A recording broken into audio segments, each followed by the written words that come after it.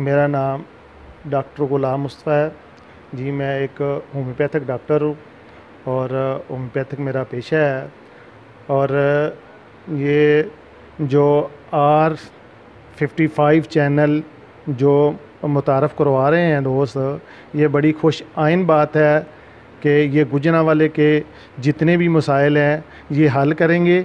और इसमें जो छोटे लेवल के दोस्त हैं जिनकी बात सुनाई नहीं देती, ये उनके लिए बहुत अच्छा रहेगा। और जो ऐवाने सदर है, जो हमारी हुकूमत है, इसमें जो है हमारी आवाज़ जो है, ये गरीब जो आवाम है, इसकी आवाज़ जो है ना पहुँचाने में ये बड़ा मामून साबित होगा।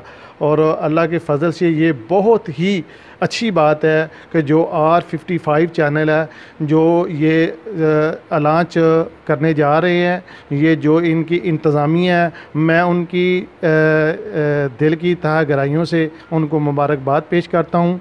और ये जनाब बड़ी खुश आइन बात है कि अल्लाह के फ़ज़ल से ये जो छोटे बहुत मामले हैं, जो आम जो ब्लैक मेल लोग होते हैं, जो जिनकी बात नहीं सुनी जाती, ये उनके लिए माशाल्लाह ये बहुत अच्छा साबित होगा। और इनका चैनल पहले भी एक चल रहा है और अल्लाह के फ़ज़ल से वो बहुत अच्छा चल रहा है।